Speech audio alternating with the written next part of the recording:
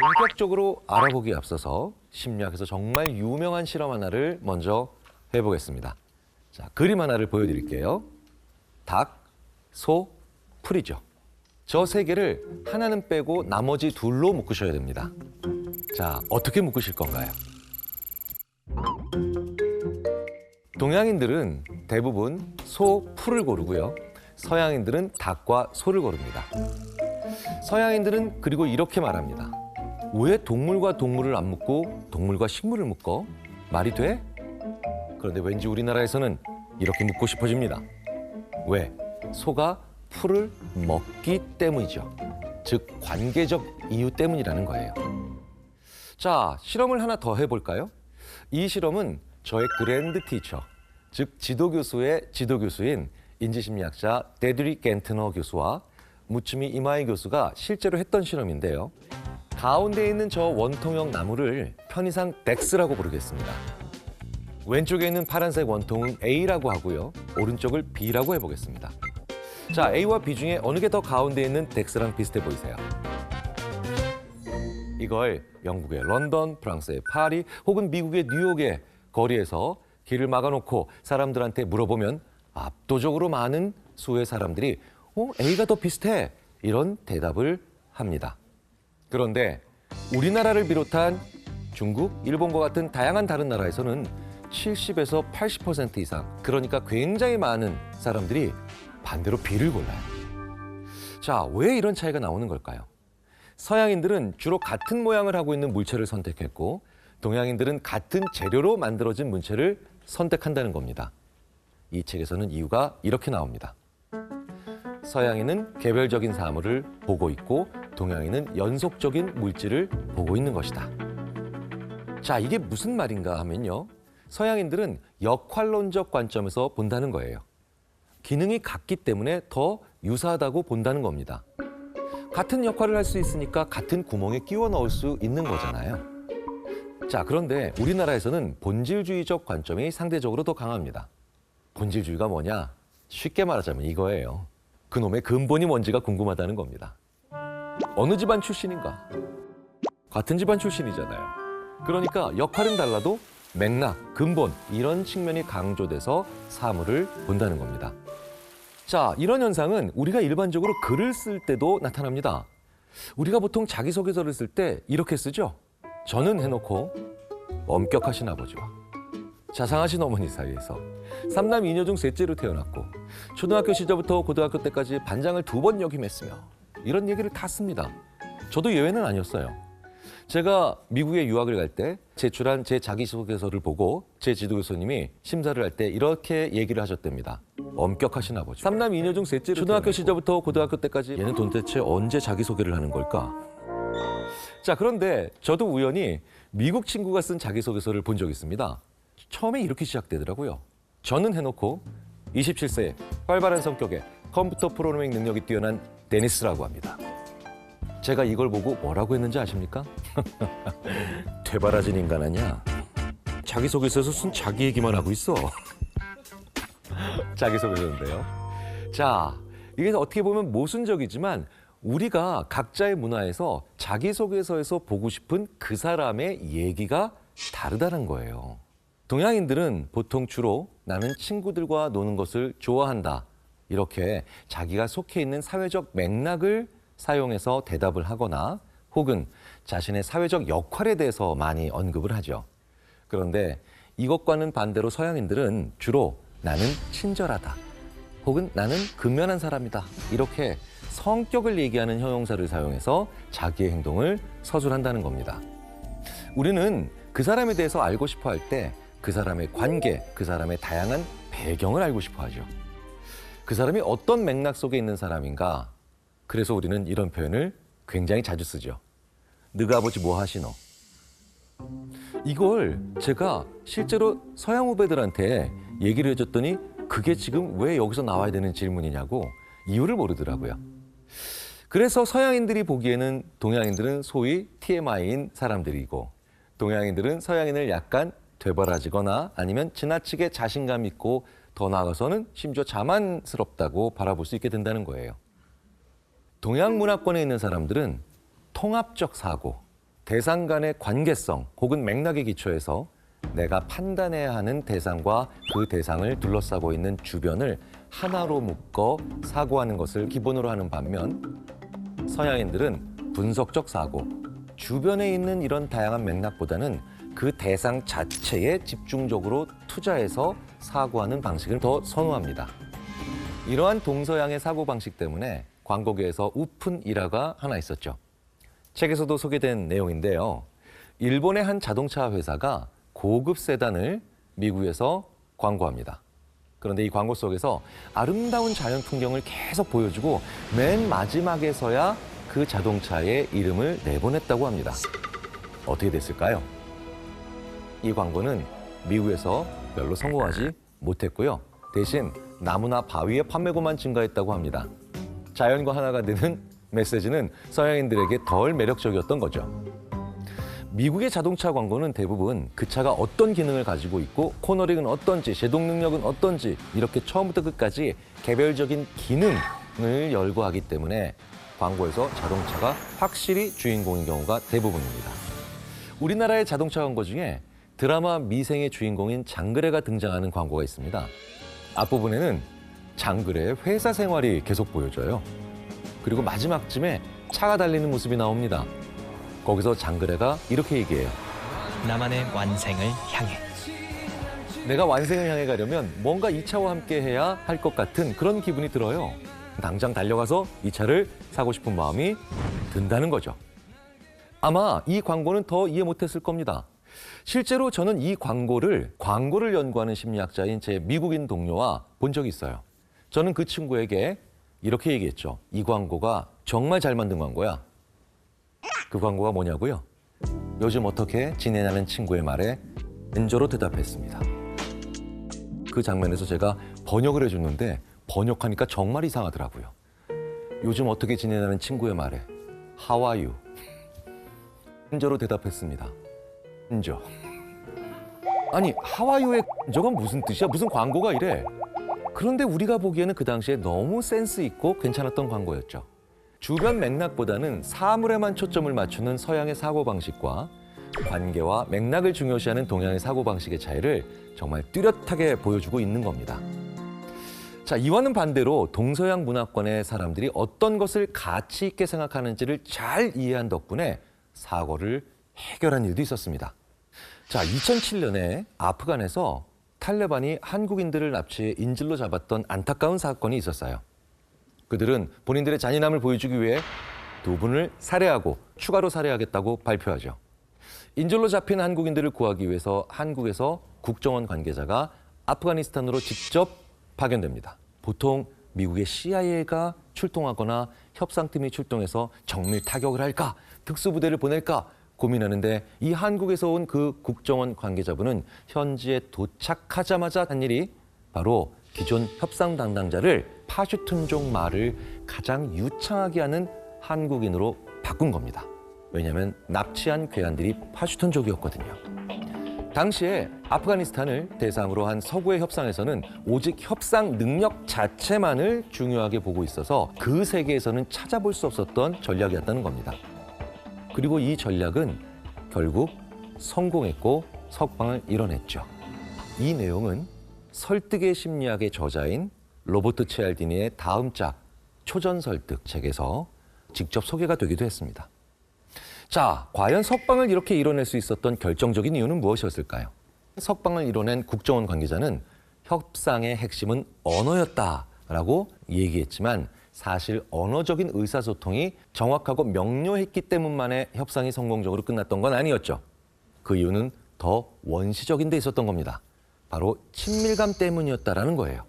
파슈툰족 말을 유창하게 사용하는 것을 본 괴한들이 우리 쪽 관계자와 일정 수준 이상의 친밀감을 느끼게 되었고 그것 때문에 협상이 유리하게 진행된 것이라고 심리학자들은 분석하고 있습니다.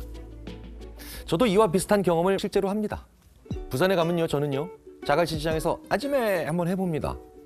그러면 서울 아저씨가 아이고 예뻐 보이네 라고 하면서 어묵 하나 더 주세요. 또 한 번은 광주에 가서 식당에서 떡갈비를 먹는데 그냥 장난스럽게 더운 거 이렇게 해봤어요. 이러면 또 아이고 귀엽다고 성의가 가상하다고 밑반찬을 더 주시더라고요.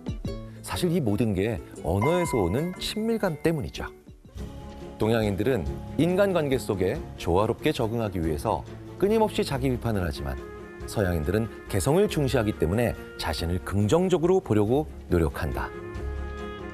관계를 중시하는 동양인들은 하나의 환경에 적응해서 나아가기 위해 내가 중심이 되는 게 아니라 보통 다른 사람, 다른 환경을 중심으로 놓습니다. 그렇기 때문에 내가 뭘 잘못했는가를 보는 게 중요하게 되죠. 자기를 검토하고 비판한다는 얘기는 소위 말해서 내가 다른 사람들과의 관계 속에서 잘 지내겠다고 하는 욕구가 있기 때문입니다. 우리나라에서 정말 잘 쓰는 자기 비판적인 말이 하나 있죠. 부모님들이 보통 결혼식 때 잘 쓰는 말이에요. 보잘것없는 제 아이의 결혼식에 와주셔서 감사합니다. 만약 제가 제 서양 친구에게 이런 말을 했다면 정말 의아해할 겁니다. 경일, 왜 그래? 다른 사람도 아닌 최소한 너는 너의 자식을 좋아해야 되지 않아? 라고 말을 하지 않을까요? 사실 동양에서는 자기를 비판한다는 건 자기의 특성을 부정적으로 본다는 게 아니죠. 나를 좀 더 낮춰서 상대방을 더 잘 보겠다는 뜻입니다. 내가 높은 데 있는 것보다는 낮은 곳에 있어야 상대방을 더 잘 볼 수 있잖아요. 그러니까 동양인들의 겸손, 특히 한국인들의 겸손은 내가 너를 더 잘 살펴보겠다. 그러니까 나를 더 낮춘다라고 하는 굉장히 전략적이고도 현명한 생각의 결과이기도 합니다. 그래서 이 책에서도 동양인들이 타인의 진짜 속마음과 감정을 서양인에 비해서 더 잘 읽어낸다라는 표현들이 등장합니다. 우리는 어떤 사람을 고지고대로 잘 안 보잖아요. 그 사람이 말한 정보만 가지고 판단하지 않기 때문입니다. 여러 가지 맥락을 고려해서 그 사람에 대해서 많은 걸 기억하고 많은 걸 파악할 수 있다는 겁니다. 그래서 우리나라 사람들은요, 식당에 들어가면 식당의 본래의 기능인 음식 외에 많은 것들에도 정말 많은 신경을 씁니다. 미국에서 제가 한번 이런 적이 있어요. 어떤 대학원생 하나랑 이제 친해져서 식당에 같이 갑니다. 저는 계속 두리번거리면서 인테리어도 깔끔하고 분위기도 괜찮고 조명도 딱 제 스타일이더군요. 그래서 제가 이랬어요. 여기 너무 괜찮다. 그랬더니 그 미국 친구가 저한테 이럽니다. 너 여기 처음 왔고 음식 아직 안 먹었어. 이러는 거예요. 아니 저는 이미 분위기를 파악하고 음식을 맛있게 먹을 준비를 했던 것뿐인데 서양인인 그 미국 친구는 지금 이 식당의 본래 기능은 음식을 아직 경험하지도 않고 왜 이 평가를 하냐고 저한테 얘기를 하는 겁니다. 동양인들은 주변 상황에 맞춰서 행동하려고 하기 때문에 다른 사람들의 태도나 행동에 서양인들보다 더 많은 주의를 기울이죠. 우리나라 사람들은 그걸 맥락이라고 부릅니다. 우리가 주로 보는 겁니다. 사람의 행동을 설명할 때 서양인이 동양인보다 성격 특질을 훨씬 더 중요하게 생각하는 이유는 무엇일까? 그것은 아마도 동양인이 사람의 행동에 영향을 미치는 상황의 힘을 훨씬 더 중요하게 생각하기 때문일 것이다. 이게 바로 뭐냐면요. 어떤 사람의 행동을 봤을 때 그 행동이 서양인들은 그 사람, 즉 행위자 자체에 의해서 일어났다고 생각을 한다는 겁니다. 그 사람이 그 행동을 했으니 그 사람 자체의 원인이 있는 거겠죠. 그런데 우리는요, 그 이유가 사람 자체가 아니라 주변에 있는 환경에 있을 가능성을 더 크게 본다는 거예요. 이 때문에 동양인들은 기본적인 귀인 오류를 덜 범하게 된다고 합니다. 기본적 귀인 오류란 뭐냐면요, 행동을 유도한 상황의 힘을 무시하고 행동의 주 원인을 그 사람의 성격 혹은 그 사람의 성향 이런 것에만 두는 그런 경향을 말합니다. 여기에는 내부귀인, 외부귀인이 있죠. 내부귀인이란 뭐냐면요, 제가 가다가 넘어졌어요. 그러면 원인이 저한테 있는 겁니다. 넘어진 이유가 제가 술 취했기 때문이거나 혹은 제가 피곤했기 때문이거나 어쨌든 즉 원인이 저한테 있는 거죠. 그런데 외부귀인은 뭐냐? 다른 상황에 그 원인을 두는 겁니다.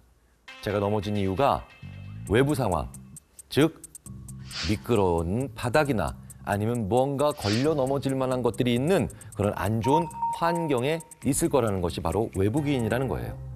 그래서 사람이 넘어졌을 때요, 서양인들은 내부귀인을 많이 하니까 바로 이렇게 물어봅니다. Are you okay? 이렇게 다 말하면서 다가오죠. 여기에 여러 가지 뜻이 있더라고요. Are you okay가 너 괜찮니? 라는 뜻으로 우리는 일반적으로 해석을 해야 되지만 이 표현에 너 술 먹었니? 너 아프니?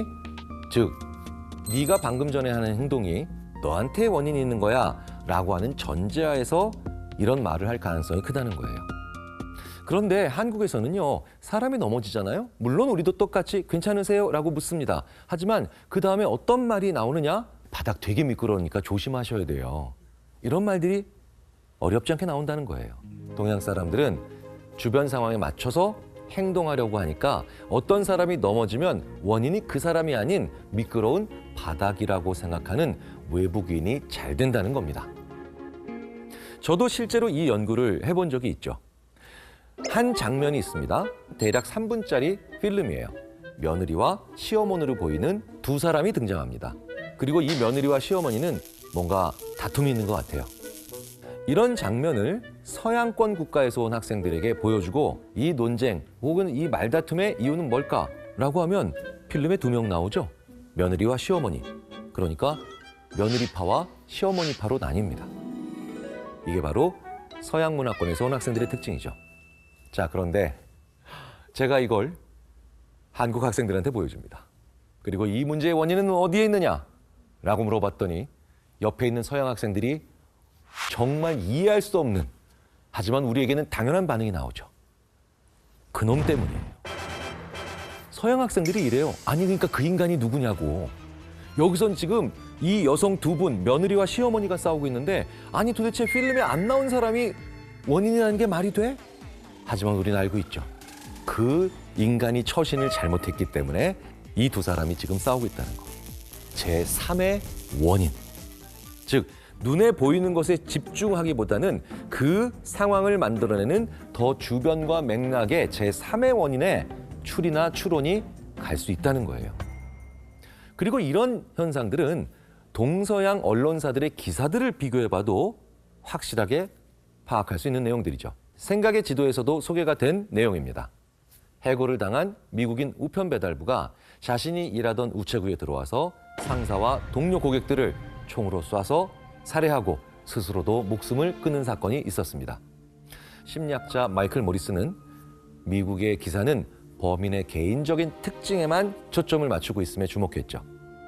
예를 들면 무술에 지나치게 빠져 있었다든지 급한 성격이었다든지 범인의 지극히 개인적인 면에 치중해서 부각을 한다는 거예요. 그런데 이 사건을 중국 신문에서는 어떻게 다뤘을까요? 그 범인이 최근에 해고를 당했다. 상사가 굉장히 고압적이었다.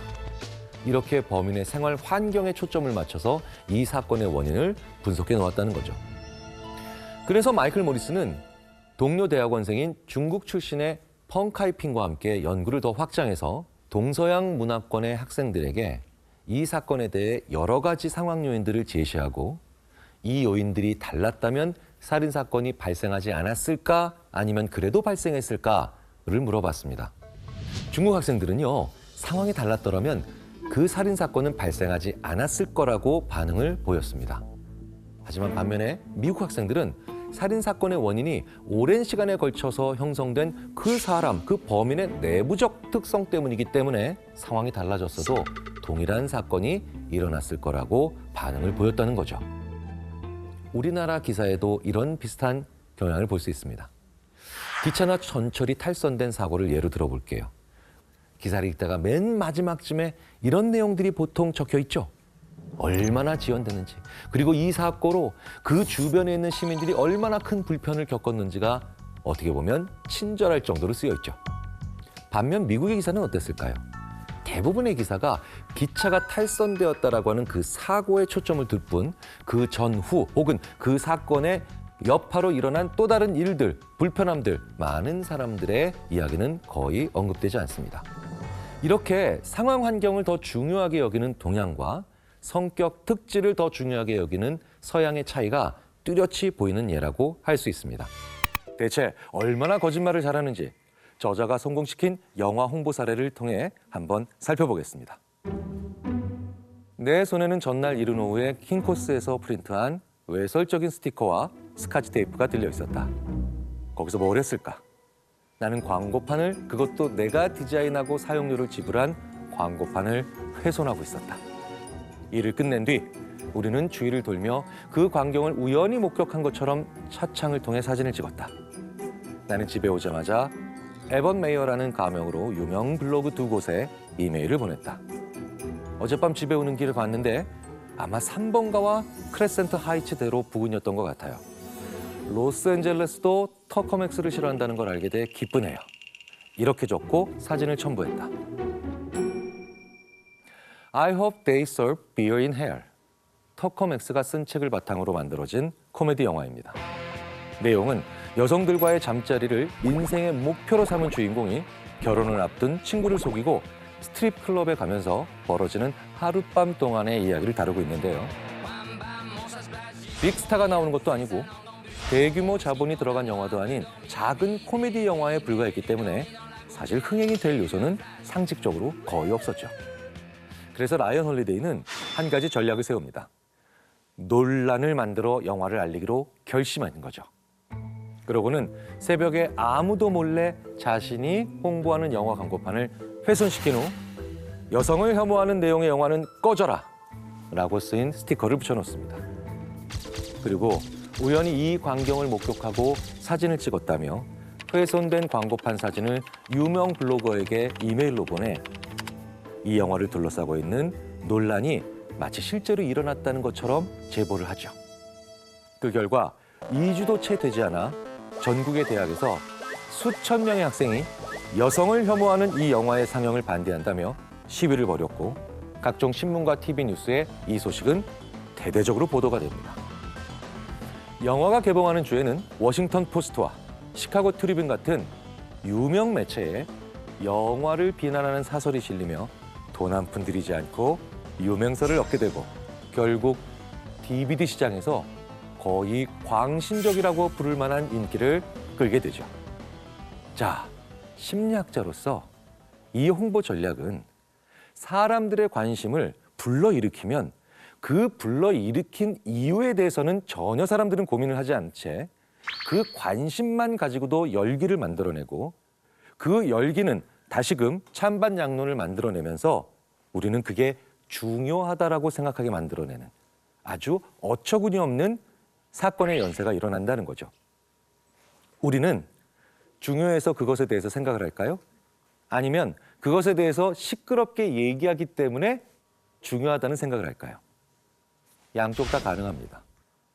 심리학에서는 이런 연구들이 되게 많죠. 행복도 마찬가지입니다. 우리는 기쁘니까 웃죠. 하지만 웃으니까 기뻐하고 행복해진다. 양방향이 다 가능한 겁니다. 이 예는 우리 인간이 생각이 행동을 만들어내지만 행동이 다시 생각을 결정한다는 인간의 생각과 행동에 대한 양방향성을 그대로 보여주는 예라고 봐야 되겠죠.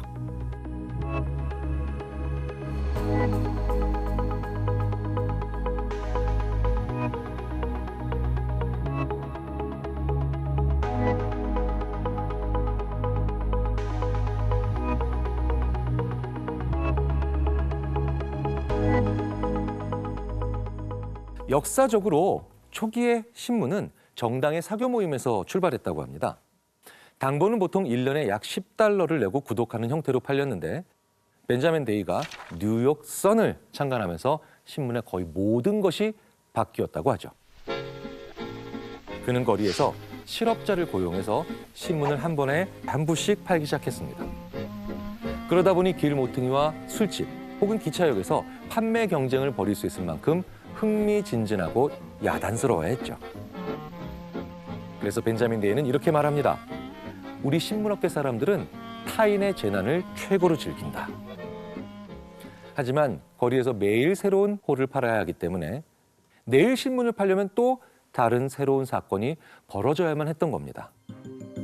발행인은 가만히 앉아서 뉴스가 다가오기를 기다릴 수 없다. 그것으로 충분하지 않다.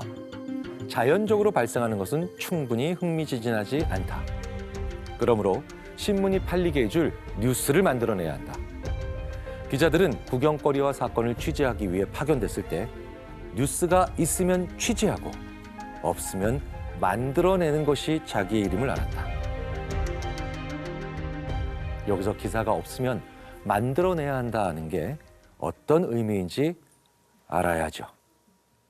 해야 되기 때문에 한다고 하면 무엇을 해야 되는가와 왜 해야 되는가와 어떻게 해야 되는가에 대한 모든 법칙이 다 깨지고 무시될 수 있기 때문이죠. 한다는 것 자체에만 관심을 가지게 되는 거죠. 오랜 기간 동안 문제를 개선하기 위해서 긍정적인 A를 하는 것도 중요하지만 사실 더욱 중요한 건 부정적인 B를 하지 않는 겁니다.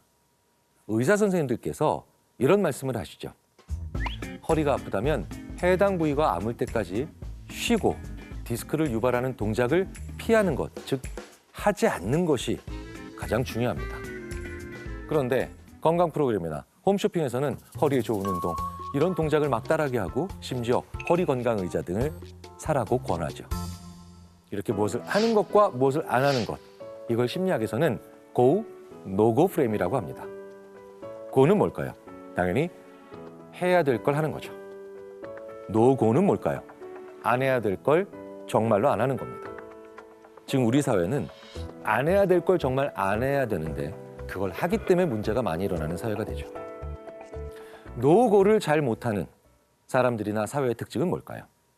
주의가 산만하고 생각이 지나치게 많아서 복잡하고 운동이 부족해서 충동을 억제하는 능력이 저하될 때 우리는 바로 자극적인 뉴스가 눈에 띄면 클릭한다는 겁니다. 당신을 찾아가는 것은 대체로 가장 덜 중요한 뉴스다. 소음을 뚫고 나가는 이야기는 극단적인 소식들이다. 당신이 놓치게 될 것은 재미없는 정보, 사람들이 알리고 싶어 하지 않는 비밀스러운 것이다. 이것이 당신이 구독하고 돈을 지불하고 쫓아야 하는 뉴스다. 예를 들어서 분노를 유발하는 강력 범죄가 일어나면 그 강력 범죄자의 신생과 범죄의 과정은 자세히 다뤄집니다. 하지만 평소 강력 범죄가 일어나지 않도록 예방을 해주고 있는 분들에 대한 이야기는 거의 다루지 않죠. 왜냐? 재미가 없어서 잘 팔리지 않거든요. 실제로 경찰이 연쇄살인 사건 용의자로 유영철을 검거했다고 발표한 이후 언론은 이 사건에 대해 엄청난 기사를 쏟아냅니다. 하지만 유영철이 검거된 이후에는 범인을 막아낼 인력이나 시스템에 대한 이야기를 더 많이 해야 함에도 불구하고 미디어는 계속 유영철의 일거수일투족을 더 많이 다루죠. 기사 헤드라인을 한번 살펴볼까요? 연쇄살인범 유영철 인육 먹었다 주장. 연쇄살인범 유영철 토익 한자 공부 원해. 연쇄살인범 유영철 구치소 단동 내가 사이코패스인 거 몰라? 유영철 미술 성적 줄곧 수. IQ는 90에서 100. 이렇게 미디어가 무슨 일을 저지른 자의 사소한 것까지도 자극적으로 다루게 되면 사람들은 그들이 마치 중요한 인물인 것처럼 인식하는 부작용을 낳습니다. 우리가 굳이 연쇄살인범의 IQ나 구치소 난동 소식까지 알아야 할까요? 그럼에도 불구하고 미디어는 일단 뉴스가 팔릴수록 이익을 얻기 때문에 계속 자극적인 기사를 쏟아냅니다. 우리 사회에 아무런 일이 일어나지 않게 만드는 사람들에 대한 가치, 사회를 무사하게 만들어주는 무사함의 유지를 위해서 계속 노력하고 있는 분들에 대한 얘기들은 거의 발굴하지 않죠. 자꾸 사건, 사고를 만드는 사람들에 대한 얘기를 소비하는 사회로 몰아간다는 겁니다. 분노, 공포, 흥분, 웃음, 경로는 소식을 퍼뜨리게 한다. 이것들은 우리가 뭔가를 하고 있는 것처럼 느끼게 해주지만 실제로 우리는 그저 피상적이고 완전히 무의미한 대화에 참여하고 있을 뿐이다. 사람들을 자극해서 공유하게 하는 수법을 아는 이에게 미디어 조작은 단지 포장과 표현 방식의 문제일 뿐이다. 남들에게 들려주기 좋은 이야기를 그들에게 건넨다면 누군들 그것을 거절하겠는가? 그렇다면 라이언 홀리데이와 같은 미디어 조작자들은 어떻게 사람들이 혹 할 수 있게 뉴스를 조작하고 만들어낼까요? 황색 신문의 특징을 이해하면 현 시대의 블로거들이 사람들이 원하는 것, 즉 불행한 이야기, 사건, 사고 등의 소식을 주는 방법을 알 수 있습니다. 미디어 역사학자 W.J. 캠벨은 황색 저널리즘의 특징을 다음과 같이 설명했습니다. 궁극적으로 중요하지 않은 뉴스에 대해 수선 떠는 눈에 잘 띄는 제목, 대체로 관련성이 거의 없는 사진의 과도한 사용, 사칭꾼, 사기꾼, 가짜 인터뷰, 컬러 만화와 크고 두꺼운 일요일 부록, 약자의 대의 명분에 대한 과시적인 지지, 익명의 취재원 사용, 상류 사회와 사건에 대한 두드러진 보도. 작가 라이언 홀리데이는 책을 쓰는 동안 이 깨달음을 정말로 여러 번 절감했다고 고백을 합니다. 100년 전에 쓰인 미디어 비평에서 단어 몇 글자만 바꾸면 블로그가 어떻게 작동하는지 정확히 기술할 수 있다고 느꼈기 때문이죠. 그리고 우리가 19세기와 똑같이 가짜 헤드라인에 속고 있다며 그 방법을 폭로합니다. 헤드라인에서 물음표를 제거하면 대개는 거짓말이 된다. 블로거가 이 수법을 즐겨 사용하는 이유는 아무도 비난할 수 없는 거짓 진술을 하고 빠져나갈 수 있기 때문이다. 독자는 클릭한 뒤 곧바로 헤드라인의 질문에 대한 답이 명백히 아니, 물론 아니다라는 것을 알게 된다. 하지만 질문 형태로 제시했으므로 블로거가 잘못한 것은 아니다. 그저 질문했을 뿐이다. 글렌 백이 1990년에 어린 소녀를 강간하고 살해했는가? 물론 나는 모르지만 클릭은 얻는다. 사실 요즘 사람들은 글을 잘 읽지 않습니다. 책이건 미디어건 간에 말이죠. 인터넷 사이트가 사람들을 유혹하는 시간이 단 1초라는 통설도 있죠. 그러다 보니 기자들은 유혹적인 헤드라인으로 사람을 불러들일 수밖에 없는 것이죠. 2011년 4월 16일 뉴욕타임스 매거진에서 가장 인기 있었던 인기 기사 목록을 살펴볼까요? 앉아있는 것은 치명적 행위인가? 당신은 잠을 얼마나 적게 잘 수 있는가? 설탕은 유해한가? 최고의 운동은 무엇인가? 휴대폰이 뇌종양을 유발하는가? 정말 물음표를 빼면 어처구니 없는 문장들이 되죠.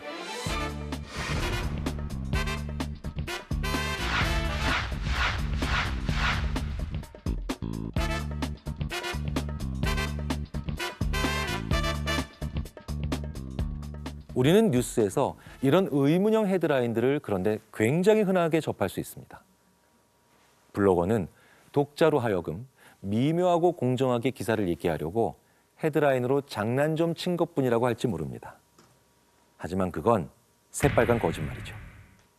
왜냐하면 기사 본문을 실제로 읽어보면 헤드라인이 제시하는 것보다 더 구체적인 건 거의 없을 때가 훨씬 많거든요.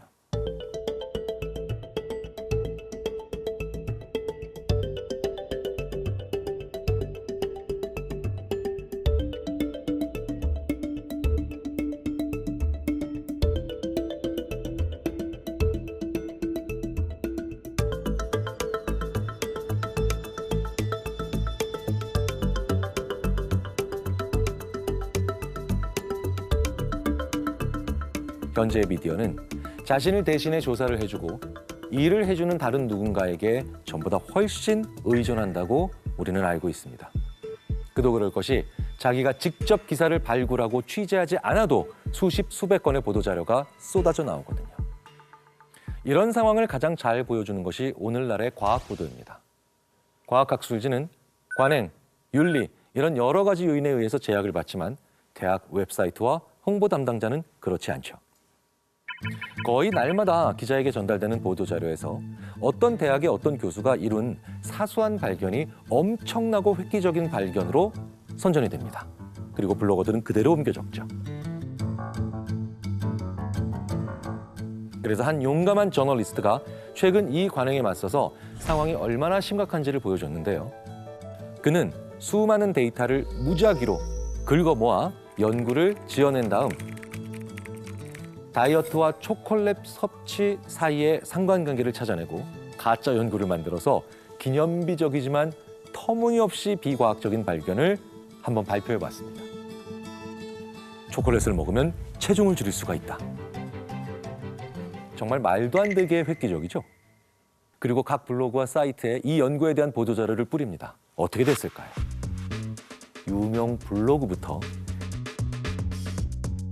데일리메일과 같은 뉴스 매체까지 모두가 이 뉴스를 즉각 보도했습니다. 물론 그 누구도 이의를 제기하지 않았고요. 연구의 사실 여부를 확인하려는 노력 또한 전혀 없었습니다. 이렇게 우리가 조작된 미디어를 볼 수밖에 없는 이유는 웹이 세계에 주목하지 않으면 할 말이 점점 없어지도록 웹 문화가 우리를 부추기고 있기 때문이죠. 심리학자들은 이것을 마취적 역기능이라고 부릅니다. 미디어의 분주함을 진정한 지식으로 착각을 하고 미디어를 소비하면서 시간을 보내는 걸 뭔가를 하고 있다고 착각하는 지경에 이르는 걸 의미하죠. 예를 들면 정치에 관심 있는 사람이라면 인터넷에서 정치 기사를 읽고 TV 뉴스를 보고 정치 관련 유튜브 영상을 보면서 자기가 정치적인 활동을 하고 있다고 생각한다는 거예요. 하지만 결과는 어떨까요? 사실상 그 사람은 저녁 먹고 인터넷과 유튜브를 좀 보다가 잠이 드는 것일 뿐 아무런 생산 활동을 하지 않은 겁니다. 그럼 미디어를 소비하는 우리는 어떻게 하면 미디어 조작에 속지 않을 수 있을까요? 사람들은 오늘날 정보가 실제로 어떻게 순환하는지를 이해하지 못한다. 그들은 자신의 전반적인 세계관이 온라인에서 뉴스가 생성되는 방식에 얼마나 많이 영향을 받는지 모른다. 블로그에서 나온 얘기는 대화와 입소문을 통해 퍼진다. 한마디로 블로그는 대중매체 기자나 가장 수다스러운 친구가 뉴스를 찾아내고 빌려오는 매체다. 이 비밀스러운 순환은 우리 문화의 기준이 되는 밈, 유명 인사가 되는 신의 스타, 우리의 구루가 되는 사상가, 우리의 뉴스가 되는 뉴스를 낳는다. 이 책은 주로 블로그를 다루고 있지만 이제는 유튜브가 더 대세인 시대죠. 유튜브에서 본 재미있거나 자극적인 동영상은 링크를 통해 순식간에 온 세상으로 전파됩니다. 하지만 우리가 보고 있는 블로그나 유튜브 내용들이 얼마나 검증이 안 된 것들이 많은가에 대해서 우리가 진지하게 한번 생각을 해봐야 되죠. 모든 블로그에는 나름의 편집 정책이 있겠지만 정보의 출처를 독자에게 공개하는 곳은 거의 없기 때문에 기사의 내용을 신뢰하는 것이 점점 더 어려워지고 있습니다. 이곳이 전통이 있고 권위 있는 미디어를 출처로 하고 있는 컨텐츠라고 해도 예외가 될 수 없죠. 몇 년 전 젊은 아일랜드 학생이 작곡가 모리스 자르가 사망한 직후 그의 위키피디아 페이지에 가짜 인용문을 게시했다. 어느 시점이 되자 기자와 블로거가 인용문을 보고 그것을 기사에 사용했다. 마침내 인용문은 평판이 좋은 유명신문 가디언에 실렸다. 그렇게 인용문은 사슬을 타고 올라갔고 올라갈수록 기원은 모호해졌으며 반복될수록 더 진짜처럼 느껴졌다. 사실 이 스턴트는 그 학생이 자기 소행이라는 것을 자인한 뒤에야 발견됐다. 만일 제가 밝히지 않았다면 인용문은 제가 만들어낸 것이 아니라 모리스 자르가 한 말로 역사에 남았을 것이라고 100% 확신합니다. 이 학생이 가짜로 위키피디아에 제시한 인용문은 다음과 같습니다. 내가 죽으면 내 머릿속에서는 오직 나만이 들을 수 있는 마지막 왈츠가 연주될 것이다. 부고문에 쓰이면 딱 좋을 법한 인용문이죠. 이 가짜 인용문은 작곡가 모리스 자르에 대해 말하고자 하는 바를 너무나 완벽히 표현했기 때문에 권위 있는 신문 가디언에 실렸고 이로써 많은 링크의 출처가 되었을 겁니다. 하지만 이 부고 기사에는 문제점이 있습니다. 그 누구도 모리스 자르가 이 말을 했는지 직접 확인하지 않고 기사를 썼던 겁니다. 이는 어떤 것이 미디어에서 이의 제기 없이 충분히 게재되기만 하면 그냥 그 사실 자체로 사실이 된다는 것을 보여주는 사례라고 할 수 있습니다. 인위적인 교배가 없이도요. 이런 식의 자연적인 가축화를 통해서 친화력이 일어날 수 있다는 것을 우리는 개를 통해서 알 수 있습니다. 개는요. 현재 지구상에 수천만 마리에 달하는 개가 살고 있어요. 늑대는 어떨까요? 늑대는 20만 마리, 멸종 위기 동물입니다. 가축화는요. 개에게는 이 종의 번성을 크게 추동할 수 있었던 가장 강력한 힘 중에 하나고 인간도 개의 도움을 받아서 지구상의 지배적인 종으로 진화할 수 있었습니다. 진화라는 일종의 게임에서 승리한 이상적인 방법은요. 어떤 경우에는요. 협력을 만들어내는 친화력을 극대화하는 것입니다. 친화력을 가지고 있는 동물들은 손에 꼽습니다. 그리고 인간만큼 친화력을 가지고 있는 동물은 거의 없어요. 우리 인간이 가지고 있는 이 친화력, 그런데 혹시 자기가축화와 관련이 있는 거 아닐까? 비슷한 점이 너무 많거든요. 학자들은 의심을 하기 시작했습니다. 사람 자기가축화 가설은 자연 선택이 다정하게 행동하는 개체들에게 우호적으로 작용해서 우리가 유연하게 협력하고 의사소통할 수 있는 능력을 향상시켰을 것이라고 가정한다. 자기가축화 가설, 옳다면 우리 종이 번성한 것은 우리가 똑똑해졌기 때문이 아니라 친화적으로 진화했기 때문이다. 네, 우리들은 인간이 지금처럼 번성한 이유를 도구의 개발이라든지 언어라든지 혹은 높은 수준의 지적 능력이라고 생각하곤 합니다. 물론 그런 것도 중요했어요. 그런데 최근 인류학적인 가설에 따르면 자기가축화도 아주 중요한 역할을 했다고 생각하고 있습니다. 가축화라는 말은 뭔가 어감은 좋지 않아요. 가축 같은 인간 이러면은 뭔가 좀 부정적인 느낌이죠. 하지만 여기서의 가축화는 서로가 서로에게 없어서는 안 되는 존재, 바로 길들여진다는 그 뜻을 담고 있습니다. 우리들은요, 다른 사람, 심지어 비친족한테도 따뜻하고 친근합니다. 그리고 가족과 연인한테 따뜻하게 해주는 건 사실 인간이 아닌 다른 동물들도 다 할 수 있는 일들이에요. 그런데 우리들은 흥미롭게도 우호적이고 다정하고 미소 짓고 이야기를 나눕니다. 그리고 그럴수면 그럴수록 생존 가능성, 번식적 합도가 높아지게 됩니다. 친구도 많아지고요. 친구가 많아지면 뭐 소개팅도 더 많이 시켜주겠죠? 그러면 더 마음에 드는 짝을 만날 가능성도 높아질 겁니다. 그리고 내가 낳은 아이들을 주변에 도움을 받아서 잘 키울 수 있는 가능성도 높아지게 되겠죠. 특히 인간은 아주 놀라운 진화적 형체를 가지고 있어요. 바로 높은 수준의 언어 구사 능력입니다. 언어 능력은요, 이 비친족 사이에 다양한 정서와 생각을 나눌 수 있는 효과적인 의사소통 시스템입니다. 협력적인 의사소통, 사회적 관계망의 확장을 일구게 되죠. 친근함은 복잡한 사회에서 사회적 네트워크를 통해 자신의 적합도를 크게 향상시킬 수 있는 힘이 됩니다. 우리들은 전보다 더 친근하고 더 다정한 종으로 가축화되게 됩니다. 인간은 자기 가축화를 통해서 다양한 형질들이 나타나게 됐는데 친근함이나 다정함뿐만이 아니라 얼굴도 바뀝니다. 즉 어른의 얼굴은 아기의 얼굴하고 비슷해요. 남자는 조금 많이 바뀌고 여자는 참 적게 바뀝니다. 그래서 여자 얼굴은요, 아기 얼굴하고 좀 비슷해요. 우리가 여성적인 얼굴이다라고 말하는 건 사실 어린아이의 얼굴이다라고 말하는 것과 거의 비슷합니다. 그래서 동안을 좋아하는 건 더 예뻐 보인다, 더 어려 보인다, 뭐 그런 거죠. 어려 보이는 외모는 개체 생존에 유리하게 작용할 수 있다. 어려 보이는 외모뿐 아니라 어리숙한 행동도 공격으로부터 자신을 지키는 수단이 될 수 있다. 이 책에서는 어려 보이는 외모가 개체의 생존에 유리하게 작용한다는 사례를 까마귀를 들어서 설명합니다. 이 까마귀는요, 어린 시절의 부리에 점이 하나 있어요. 하얀 점 같은 게 있는데 성체가 되면 사라져요. 그런데 성체 까마귀들은 서로를 공격적으로 대하면서 싸우는 그런 경향이 있는데 이상하게 이 하얀 점이 있는 까마귀한테는 공격을 하지 않습니다. 새끼 까마귀라 이거죠. 심지어 어른 까마귀한테도 이렇게 하얀색 점을 칠하면 다른 까마귀들이 공격을 안 해요. 어떻게 이런 일이 일어날 수 있을까요?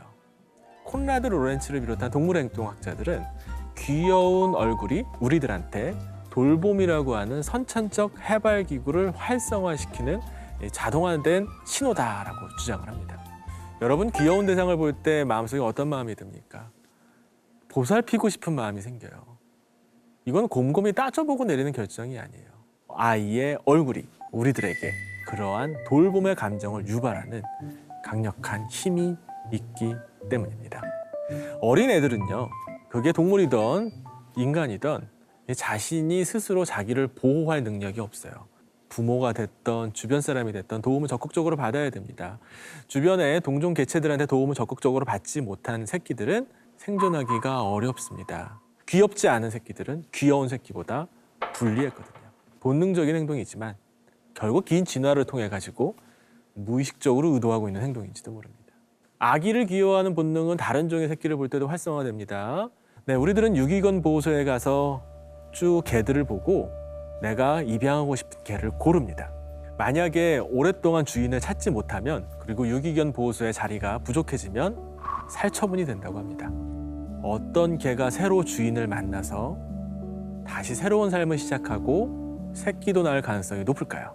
네, 바로 귀여운 개가 새 주인을 만날 가능성이 훨씬 높습니다.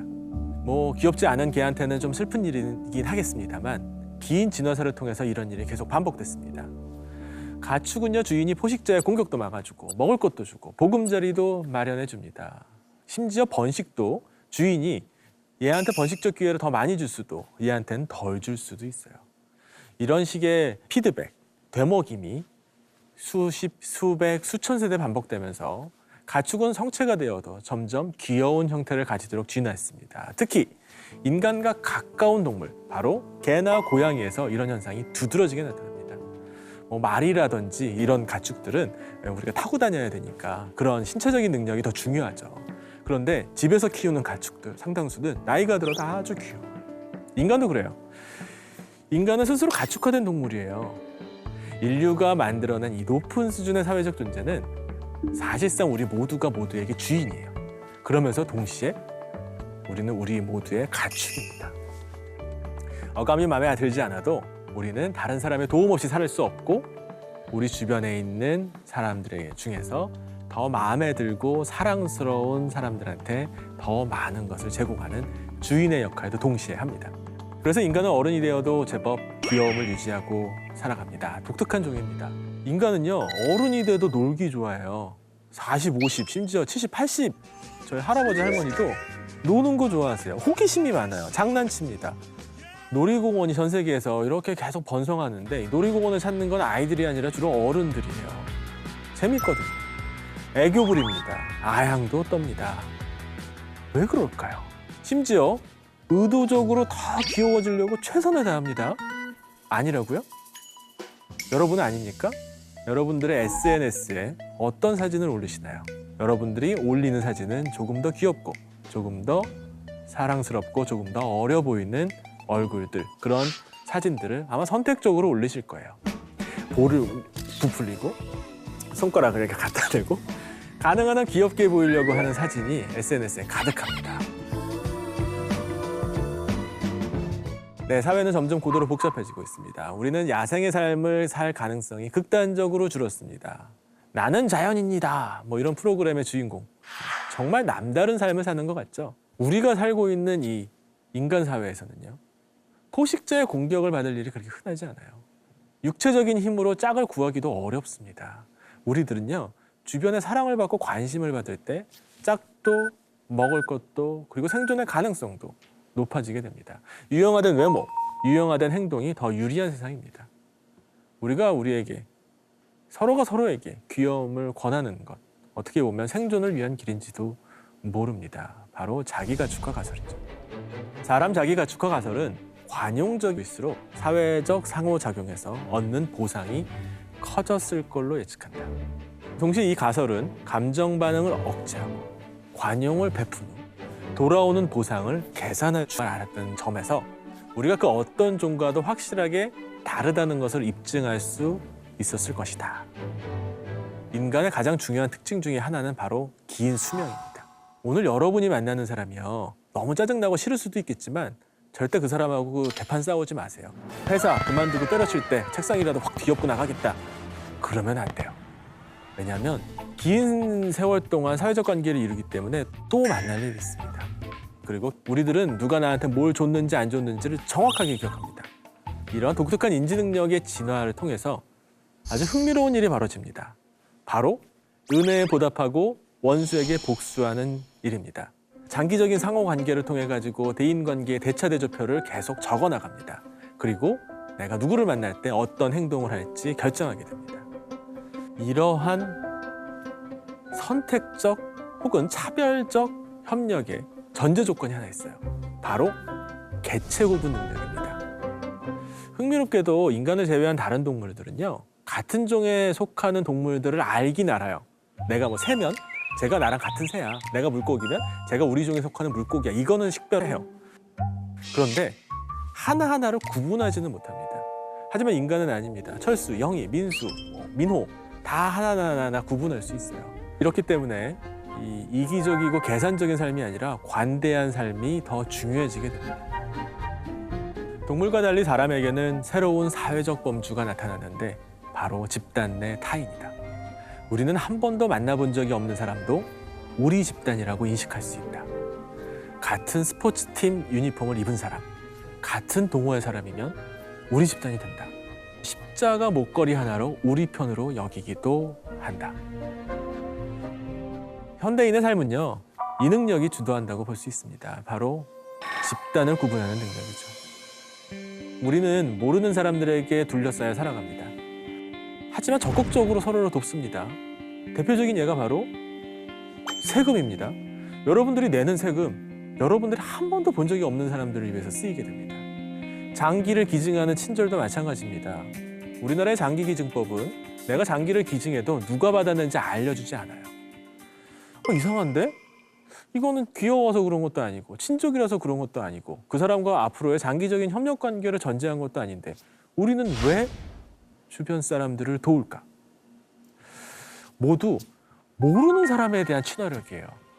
그리고 흥미롭게도 우리는요, 낯선 사람을 도울 땐 가급적이면 나와 같은 집단의 사람을 돕고 싶어 합니다. 이게 바로 우리의 친화력의 어두운 면을 만들게 된 원흉입니다. 우리는요, 우리가 아끼는 무리가 다른 무리에게 위협을 받는다고 느낄 때 이 위협이 되는 무리, 즉 외부의 집단을 우리의 정신세계 안에서 비인간으로 격화시켜버리는 능력을 가지고 있습니다. 인간이 아니라고 얘기합니다. 공감하고 연민하고 협력하는 인간적인 능력들이 갑자기 사라집니다. 네, 여러분들 주변에 따뜻하고 공감적인 사람들 있으실 거예요. 하지만 집에 바퀴벌레가 나타나면 갑자기 손바닥으로 내리치고 개미가 있으면 잡을 수 있습니다. 왜 그럴 수가 있죠? 어떻게 그럴 수 있습니까? 사람이 아니기 때문에 그렇습니다. 우리는 이렇게 비인간화된 대상한테는 잔인한 행동을 해도 마음의 가책을 느끼지 않습니다. 그리고 그건 굉장히 유리한 거예요. 그러지 못한다면 사냥도 못하고 가축도 키워서 잡아먹지도 못했겠죠. 그런데 흥미롭게도 자기가축화 가설은 우리가 친화력을 가지면서 동시에 잔인한 악행도 저지를 수 있는 두 가지 상반된 행동을 유발할 수 있다는 사실을 보여줍니다. 사람인데도 불구하고 외부인을 비인간화하는 능력은 친화력의 부산물입니다. 즉 우리는 우리 사람만 친하게 생각합니다. 그리고 우리 사람이 아닌 사람은 좋아하지 않습니다. 미워하고 혐오하고 심지어 비인간화 시켜버립니다. 텃세라는 거 들어보신 적 있을 거예요. 네, 텃세. 이 텃세는요, 인간 사회에서 아주 오랫동안 내려온 악습입니다. 뭐 간호사 사회에서도 있다고 하는데 사실 간호사 사회뿐만이 아니라 제가 있었던 의사 사회도 마찬가지였고 군대도 그렇고 학교에서도 그렇고 일반 직장에서도 신참, 새로 들어온 신입사원 혹은 전학생을 정신적, 신체적으로 괴롭히는 악습은 어디에나 있습니다. 한 지역에서 오래 머물러 지내는 영역성을 보이는 동물에게서 흔히 관찰이 됩니다. 내 영역으로 들어오는 것을 막고 침입자를 쪼고 밀어내고 고통을 줍니다. 양육 강식의 세계에서는 이런 방법이 꽤 효과가 있습니다. 제한된 생태학적 자원은 내가 독점할 수 있죠. 그런데 현대사회는 다릅니다. 거대한 집단사회를 이루고 있는 우리 현대사회에서는 이 텃세라는 전략은 효과적이지 않아요. 생태학적 영역은 고정돼 있지도 않고 어디까지가 내 영역인지 네 영역인지도 분명하지 않습니다. 게다가 배타성보다는 협력을 통해서 얻는 것이 훨씬 많습니다. 텃세는 주로 작은 집단, 그리고 협력이 필요하지 않은 집단에서 주로 일어납니다. 인간사회의 텃세, 어떤 결과를 일으킬까요? 결국 텃세가 심한 곳엔 나는 그런 곳에는 취업하지도 전학을 가지도 그리고 이민을 가지도 않겠다라는 반응을 유발합니다. 작은 집단은 큰 집단의 부분이고 큰 집단은 작은 집단 중 텃세가 심한 집단을 선택적으로 제거하는 힘을 가지고 있습니다. 점점 텃세를 부리는 작은 집단은 더 큰 수준에서 배척당하게 됩니다. 텃세를 부리는 집단 전체가 사회 전체에 텃세에 당하게 되는, 즉 베푼 대로 당하게 되는 거죠. 친화력이 불러온 부정적인 영향 두 번째는 바로 불안입니다. 정서적 불안이죠. 네, 우리가 귀여워지고 싶고 사랑받고 싶고 사람들이 나를 따뜻하게 느껴줬으면 좋겠다는 마음은 반대로 사회적 환경에서 우리가 호의적인 느낌을 받지 못할 때 심각한 정신적 불안을 느낀다는 그런 결과로도 이어지게 됩니다. 친근함을 느끼는 동물들 있죠. 개나 고양이들이 있습니다. 이들은요, 주변에 사랑하는 주인이 없으면 불안해합니다. 인간도 마찬가지입니다. 주변에 나를 좋아하고 예뻐해주고 귀여워해주는 대상이 없으면 불안해하고 우울해합니다. 친근함의 대가입니다. 오랫동안 사랑하던 연인이 떠났을 때, 친구들이 나만 빼고 어디 놀러 갔을 때 우리들은 힘들어하게 됩니다. 현대사회 우울증의 원인 중 상당 부분은 바로 이러한 친근함의 대가인지도 모릅니다. 우리가 살고 있는 산업사회는요, 과거에 비해서 무조건적인 친근함을 느낄 수 있는 그런 삶의 조건들이 점점 없어지고 있어요. 친족들의 협력, 친족 간의 관계 같은 것이 사라지고 있고, 대가족 기반의 이제 마을도 사라지고 있습니다. 그래서 사람들은 끊임없이 주변에 사랑을 받을 수 있는 조건을 제공하지 않으면 사람들이 나한테 관심이 없다고 느끼고, 그럴 때마다 강력한 심리적 고통을 느끼게 됩니다. 우울감을 느끼는 겁니다. 우리의 삶은 얼마나 많은 적을 정복했느냐가 아니라 얼마나 많은 친구를 만들었느냐로 평가해야 함을, 그것이 우리 종이 살아남을 수 있었던 숨은 비결이다. 저는 이 책을 보면서 우자생존이라는 말을 생각해 봤습니다. 우라는 한자어가 있어요. 사람 인편에다가 걱정우를 합친 말입니다. 사람 인을 빼면 걱정, 불안, 질병, 고통, 죽음이라는 뜻입니다. 부정적인 뜻이죠. 거기에 사람 인을 붙이면 어떤 뜻이 될까요? 바로 넉넉하고 도탑고 인정 많고 부드럽고 꿈이 있고 뛰어나다는 뜻입니다. 바로 수미양가 할 때 그 우가 바로 이 우입니다. 우리에게는요, 남들보다 빼어난, 즉 피티스트, 적자로서의 빼어난 수가 아니라 인정 많고 부드럽고 흥미롭고 뛰어난 우, 도타운 가치인지도 모르겠다는 생각을 합니다. 적자생존이라는 잘못된 개념으로 인해서 인간은 서로 경쟁하고 싸우고, 강자는 가지고 약자는 뺏기고 도태되어야 된다는 잘못된 우생학적 세계관이 지난 100년 동안 인류 사회에 큰 비극을 남겼죠. 그리고 사실 지금도 많은 사람들이 이러한 입장을 가지고 자신의 이기적인 행동을 정당화하곤 합니다. 하지만 이 책에서 일관되게 주장하고 있는 건, 인간은 지난 수백만 년 동안 평화로운 시대를 살았습니다. 친근함과 협력을 통해서 지구상의 지배적인 종으로 자리매김할 수 있었습니다. 자기과축화를 통해서 서로 친근하고 따뜻한 형질을 진화시켰고, 심지어 다른 종, 즉 개나 고양이 등 동물까지도 인간의 친구로 길들일 수 있는 능력을, 그런 형질을 만들어낼 수 있었습니다. 다정한 마음 혹은 흉악한 마음, 사실 모두 생존을 위한 선택지예요. 인간은요, 다른 동물과 달리 스스로의 환경을 스스로 만들어낼 수 있는 유일한 종입니다. 따라서 우리가 어떤 세상에 살아갈지 실제 만들어갈 수 있어요. 따뜻한 협력, 애착이 지배하는 세상이라면, 그리고 그것이 촉진되는 사회적 환경, 생태적 환경을 만들어낼 수 있다면, 우리는 과거보다 더 다정한 세상, 더 친근한 세상을 만들어낼 수 있을지도 모릅니다. 바로 이 책의 제목, 다정한 것이 살아남는다라는 말입니다. 제가 오늘 소개해드릴 책은 페노크라시, 팬덤 경제학입니다. 팬덤 경제학은 기업 관계자들의 인터뷰를 통해 우리가 팬덤이 되어야 한다고 주장하는 책입니다. 그런데 팬덤, 덕질, 이거 젊은 친구들이 아이돌 좋아하는 게 덕질 아니에요? 아닙니다. 전 국민 트로트 열풍 누가 일으켰는지 한번 생각해 보세요. 5060 팬들이었어요. 80대 할머님들도 팬클럽 활동을 엄청나게 할 정도로 큰 대박을 터뜨렸죠. 역주행했던 걸그룹 브레이브걸스의 삼촌 팬들도 마찬가지예요. 세대만 초월하나요? 심지어 국경도 초월합니다.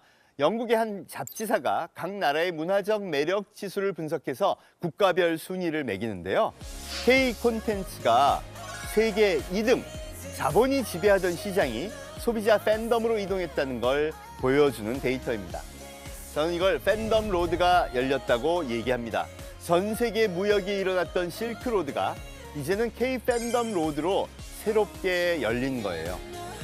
최근 금융권에서 발표한 보고서에 팬덤 경제의 총시장 규모를 약 7조 9천억으로 추정하고 있습니다. 그럼 도대체 팬덤이 뭐길래 이렇게 강력한 힘이 있을까? 또 왜 그렇게 중요해졌을까 생각해보죠. 요즘 부모 자녀 세대인 이들이 말하는 팬덤은 도대체 뭘까요? 팬덤은 어디에나 있다. 여러 세대에 걸쳐 흥미나 목적, 구매력 등에 따라서 그리고 사람들을 모여들게 하는 주제에 따라서 다양하게 존재한다. 팬덤은 팬과 영지, 나라를 뜻하는 덤의 합성어로 특정한 인물이나 분야를 열성적으로 좋아하는 사람들 또는 그런 문화 현상을 말합니다. 어디에나 있고 좋아할 수 있는 주제가 어마어마하다는 거죠. 책에서는 세대만 이야기했는데 사실 시대에 걸쳐서도 나타납니다. 팬덤이라는 말은요, 놀랍게도 조선시대 때도 있었습니다. 팬덤은 우리말로 벽이라고 하는데요, 도벽 할 때 그 벽이에요. 조선시대 때 팬덤은 무언가를 병적으로 한 방향에 치우쳐진 괴상한 취미였다고 합니다. 부정적인 느낌이 그래서 강하죠. 책에도 팬덤 하면 아이돌에 미쳐 사는 10대 청소년이나 스포츠를 광적으로 좋아하는 사람들이라고 생각하는 경우가 많다고 합니다. 그래서 이 책의 이 문장이 중요해요. 팬덤을 이해하는 것은 성공의 초석이 될 것이다.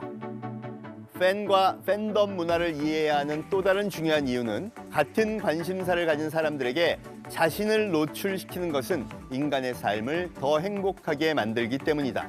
팬덤은 다른 사람들과 좋아하는 것을 함께 즐길 수 있도록 해주고 진정한 자아를 찾아 성공적인 삶을 살 수 있는 환경을 만들어준다. 이 구절에서 중요한 단어는 같은 관심사, 함께, 그리고 행복입니다. 함께 즐길 때 행복해지고 함께 좋아할 때 기분이 좋아집니다. 이게 인간의 본성이죠. 우리 인간을 호모 루덴스라고도 부르는데요. 루덴스가 유희라는 뜻입니다. 우리는 근본적으로 유희를 좋아하는 인간입니다. 이런 심리를 이용해서 만들어진 게 로마의 콜로세움이에요. 콜로세움은 당시 초대형 호수부지에 건설된 국가적 프로젝트였습니다. 로마 귀족들은 돈이 많고 시간적 여유가 굉장히 많았어요. 그럼 뭐가 필요할까요? 재미거리, 놀거리, 유희가 필요했던 거죠. 이 귀족들이 같은 관심사로 같이 모여서 놀 수 있게 장소를 제공해 준 겁니다. 지금으로 치면 콜로세움이 초대형 테마파크인 셈이죠. 그 거대한 광장에 모여서 함께 나눌 주제가 생기고 그것을 다 같이 즐깁니다. 이렇게 되면 전 도시에 어마어마한 팬덤이 만들어져요. 어쩌면 로마가 장기 집권할 수 있었던 이유 중 하나가 바로 팬덤인지도 모릅니다. 그런데 로마의 콜로세움이 이제는 더 광범위하고 더 강력해져서 이 시대에 나타났습니다. 바로 디지털 문명이죠. 대표적으로 SNS. SNS가 전 세계가 공유하는 거대한 광장이 됩니다. 이건 팬덤에게 축복이에요. 최근 폭발적인 인기를 얻은 드라마 오징어 게임이 대표적인 사례예요. 한국 드라마 최초 넷플릭스가 서비스되는 83개국 전체에서 다 1등을 휩쓸어 버렸습니다. 여러분, 저 어릴 때 오징어 게임에 나오는 모든 게임을 다 하고 자란 사람인데 이런 주제로 그런 게 가능해? 이유가 있습니다. 오징어 게임은 SNS를 타고 급속도로 퍼져나간 거예요. 맞아요. 넷플릭스가 강요 안 하죠. 광고도 없어요. 그런데 댓글이 달립니다. 이 드라마 본 사람 완전 꿀잼. 그리고 너튜브에 올라오고 인스타에 올라오고 계속 글들이 올라오게 돼요. 좋아요 개수가 늘어나고 친구들한테도 엄청나게 빠르게 번지면서 전 세계로 퍼져나가는 거죠. 그러면 오징어 게임 안 본 사람들 궁금해 미칩니다. 456번 그게 뭐야? 깐부 그건 또 뭔데? 이러면서 결국 드라마 정주행에 빨려 들어가게 되죠. 오징어 게임의 사진에다가 뭘 더 씌워서 새로운 걸 만들어 또 자기들끼리 퍼뜨리면서 또 즐거움을 재창출합니다. 이게 팬덤이에요. 팬덤은 SNS를 포함한 디지털 플랫폼을 기반으로 그 힘을 더욱 강력히 키우면서 엄청난 문화 현상으로 자리 잡게 된 거죠. 그러면 도대체 이 힘은 어디서 나오는 걸까요? 소비자로서의 우리는 매일 어떤 제품을 사용할 것인지, 어떤 서비스를 구매할 것인지, 어떤 창의적 콘텐츠를 경험할 것인지를 결정해야 한다. 음식, 고용한 사람, 관심 갖고 있는 예술, 영화, 연극 및 도서 등 수백 가지를 선택한다. 팬덤 경제에서 우리에게 권력이 왜 생기는지 보여주는 구절입니다. 우리는 검색 인류예요. 뭐 하려고 하면 일단 폰을 들고 검색을 합니다. 그런데 문제는 정보가 TMI, 밥 먹기 위해서 맛집 하나만 고르려고 해도요, 쫙 나옵니다. 엄청 많죠. 매일매일 뉴스를 보고 음악을 듣고 방송을 보는 모든 과정에 자기 선택이 필수적으로 개입됩니다. 옛날에는요, TV에서 광고를 하면 그래, 저건 믿을 수 있어. 이렇게 우리가 매체에 의해서 생각을 지배당하는 경우가 많았습니다. 그런데 이제는 소비자들이 선택을 하기 전에 스스로 주도권을 갖고 소통을 합니다. 야, 이거 내가 먹어봤더니 어떻더라. 내가 써봤더니 어떻더라. 이런 것들을 공유하게 되는 거죠. 이런 문명에 익숙해지면 일방적인 대중매체가 전하는 정보보다 직접 경험해본 개인의 리뷰를 더욱 신뢰하게 되는 겁니다. 이건 당연한 현상이죠. 자본에 의한 광고 효과보다 실제로 경험한 소비자의 리뷰에 대한 신뢰가 더 큰 광고 효과를 갖게 되는 겁니다. 저자는 이 부분, 이 중대한 변화를 기업들이 간과하고 있다고 말합니다. 대부분의 회사는 10% 할인, 무료 배송, 더 빠르고 더 좋고 더 새롭고 더 저렴하다는 식의 제품 광고와 소셜 미디어 광고를 만들어내느라 바쁘다. 제품과 서비스에만 집중한 나머지 인간과 그들의 삶을 간과하게 된 것이다. 요즘 사람들은요, 뭘 사는 게 즐거워야 삽니다. 말하자면 소비도 유희와 함께 즐기는 것이죠. 저자는 팬티 구독 서비스를 예로 들어 설명합니다. 이 브랜드 슬로건이 정말 재밌어요. 더 강해지고 있는 900만의 행복한 엉덩이들. 이 서비스를 이용하면 제품의 종류, 사이즈, 디자인, 스타일을 선택할 수 있다고 합니다. 마우스 몇 번 클릭하면 매달 같은 날 새로운 속옷이 배송되는 시기예요. 그럼 가장 핫한 아이템이 뭘까요? 네, 바로 커플 속옷입니다. 남녀가 같은 프린트가 된 그들만의 커플 속옷을 사고 그 속옷을 입은 모습을 사진 찍어서 올려요. 이 구독 서비스의 팬덤이 이 사진 때문에 더 커집니다. SNS에서 보니까 와, 이건 괜찮겠는데 하는 공감대가 커진 것이죠. 이렇게 팬덤이 정착하면서 나 매달 그런 걸 쓸 거야 라고 하는 경제를 구독 경제라고 하는데요. 책에서는 속옷을 예로 들었지만 실제로 치약이나 칫솔, 면도기 등 구독 가능한 서비스는 많습니다. 그리고 사람도 구독하잖아요. 그래서 최근에는 라방이 대세예요. 사람을 구독한다. 난 저 사람이 소개하는 건 무조건 살 거야. 이런 마음이 된다는 거죠. 그걸 주도한 게 바로 라이브 방송에 기반한 새로운 소셜 커머스입니다. 이게 엄청난 인기를 끌고 있습니다. 사실 이 방식은 이미 중국에서 오래전부터 새로운 유통 형태로 빠르게 성장하고 있던 왕홍 마켓을 벤치마킹한 건데요. 왕홍이 뭐냐? 왕러 홍런의 줄임말입니다. 쉽게 말해서 중국의 인플루언서들, SNS 스타들이에요. 요리, 여행, 쇼핑, 패션, 게임 다양한 분야의 실시간 라방에서 제품을 직접 체험하는 걸 보고 물건 산다는 거예요. 인플루언서 마케팅은 전형적인 팬덤 경제를 보여주는 판매 방식입니다. 한국판 왕홍도 있습니다. 구독자 170만 명이 넘는 먹방 유튜버 입 짧은 햇님이 90분 동안 라방에서 순대볶음, 가래떡, 김부각을 먹었더니요 2만 명이 넘게 동시 접속을 하고요 6만 개가 넘게 팔려요. 매출이 약 3억. 여러분, 이게 TV 홈쇼핑 얘기가 아니에요. 그냥 개인이 팬덤을 창조한 결과물이라는 겁니다. 놀랍죠? 실제로 한 조사에 따르면 우리나라 10대에서 30대까지 소비자들은 뭘 살 때 1인 유튜버에 대한 신뢰가 무려 73%예요. 그 광고는 신뢰하지 않아. 그런데 저 친구는 믿을만해 라고 신뢰하기 시작하면요. 그들이 소개한 상품을 믿고 구매하는 게 표준화된 방식으로 발전하고 있다는 것입니다. 팬덤 기반의 소비가 크게 늘고 있다는 거죠. 기업은 팬덤의 열기가 강력할수록 마케팅이 잘 되고 성공의 확률이 높아집니다. 그럼 소비자들은 이 팬덤 경제를 어떻게 활용하느냐?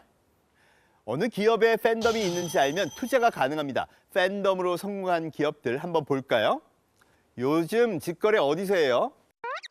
야채마켓에서 하죠. 중고 거래는 이미 경험했던 건데 뭐 새로운 게 있을까 싶었어요. 야, 너 아무리 지금 네가 기술이 좋다고 해도 어려울 거야. 그랬더니 이분이 아니야, 나 그런 거 말고 난 진짜 새로운 경험을 만들어주고 싶어. 복잡하게 우체국 가고 택배회사 가서 붙이는 거 이런 거 말고 달랑달랑 쇼핑백이나 봉지에 물건 넣어가지고 출퇴근길에 맞으시죠? 예, 맞아요. 건네 받아요. 그럼 물건 거래가 끝나는 거예요. 이게 바로 요즘 뜨는 탈중앙화 현상입니다. 권력이 중앙에서 개인으로 분산되는 거죠. 플랫폼들은 그렇게 수수료 먹고 이런 게 아니라 밖에 수수료도 없잖아요. 당신들끼리 거래하고 돈 이익 보고 다 하세요. 그랬더니 이 스마트한 신인류가 알아채요. 서비스를 제공한 사람이나 이용한 사람이 이익이 극대화되는 걸 알고 와, 이거 괜찮네라는 생각이 퍼지기 시작합니다. 거기다가 2차 경험이 발생해요. 그게 뭐냐? 공돈이 생기는 겁니다. 여러분도 공돈 좋아하시죠? 인간이 그런 거 정말 좋아해요. 아니, 내가 안 쓰던 물건을 주고 현금 10,000원을 받았네? 그 돈을 주머니에 딱 넣고 집에 오는 순간 눈에서 레이저가 발사되기 시작합니다. 집에 있는 모든 물건들이 가격표가 붙고요. 내다 팔 물건으로 보이기 시작하는 거죠. 이렇게 되니까 막 어마어마한 후기들이 올라오게 됩니다. 아들이 안 입던 가디건 싸구려인 줄 알고 팔았더니 100만 원 넘는 명품이었다. 남편이 안 차는 명품 시계, 아유 이거 오래된 거라 보니까 800만 원에 산대. 몰래 팔았더니 알고 봤더니 3천만 원짜리였다. 이런 글을 보고 엄청 비싼 물건을 헐값에 팔아 넘겼네 크크크 하고 반응하고 재미있어합니다. 이 재미가 팬덤을 더욱 강렬하게 만들어주는 거죠. 그렇다면 이런 후기를 올리는 사람들의 심리는 뭘까요? 사람들은 자신의 경험을 공유하고 싶어하고 이는 유대감을 형성하게 한다. 그리고 그 유대감은 인간관계를 맺도록 도와준다. 그래서 사람들은 자신의 열정을 공유하기 위해 좋아하는 밴드나 연극, 오페라, 게임 등을 다른 사람들에게 소개하고 싶어 한다. 야채 마켓도 커뮤니티에서 경험을 공유하고 유대감을 형성합니다. 그 유대감으로 월 1,000만 명이 넘는 사람들이 접속하는 국민 앱이 된 것이죠. 그 결과 작년 거래액이 약 1조, 중고거래 1000만 시대를 이 새로운 경험을 통해 만들어낸 겁니다. 기업들은 거래 촉진과 비용 절감을 주요 업무로 알고 있지만 이는 잘못된 생각이다. 사실 그들이 해야 할 일은 팬덤을 만드는 것이다. 저자는 기업이 팬덤을 만드는 과정에서 고객에 대한 진정한 관심이 기본이라고 강조합니다. 이 원리로 팬덤을 만들고 그 팬덤이 망할 뻔한 막걸리 회사를 살려낸 사례가 있습니다. 이 막걸리 회사는 2010년에 직원이 3명인데 연매출 2억이었어요. 그러니까 회사 대표가 아이고 이제 문 닫을 때가 된 것 같다 했더니 그 대표 아들이 나섭니다. 아버지, 막걸리 하면 나이 든 분들만 즐기는 술로 알려져 있는데 저는 젊은 사람들도 충분히 좋아할 수 있다고 생각해요. 거기 한번 도전해보고 안 되면 그때 문 닫죠. 이렇게 협의를 합니다. 야, 그럼 젊은 친구들한테 막걸리 팔아야 되잖아요. 그러니까 벌써 딱 떠오르는 게 뭐예요? SNS 마케팅. 그런데 여러분, 맛없는 막걸리로 SNS 마케팅을 강화하면요 진짜 빨리 망합니다. 악플 폭탄 쫙 맞고 폭망하는 거죠. 이 기업은 100년 동안 한 번도 이 막걸리의 맛을 바꿔본 적이 없습니다. 에휴, 막걸리는 6도야. 시큼털털 해야지. 그리고 절대 달면 안 돼. 100년을 유지했는데 이 철칙을 깨는 겁니다.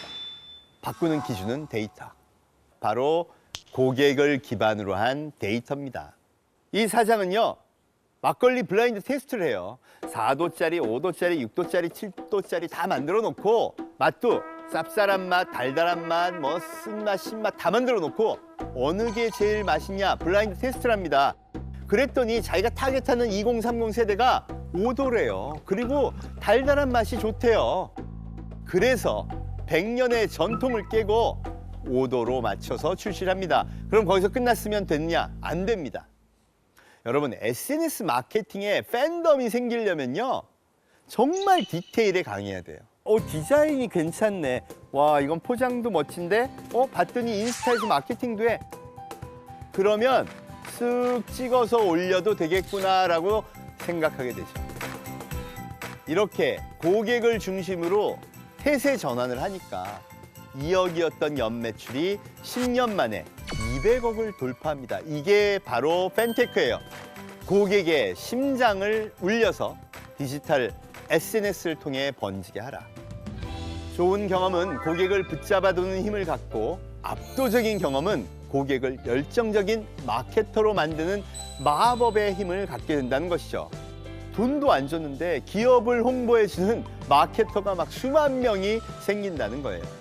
그러니까 이 막걸리 회사가 맛으로 승부 본 것처럼 소비자들이 냉정하게 평가하는 팬덤 경제에 성공하려면 무엇보다 고객의 심장, 그 경험을 정말 특별하게 할 수 있는 실력이 매우 중요하다는 겁니다.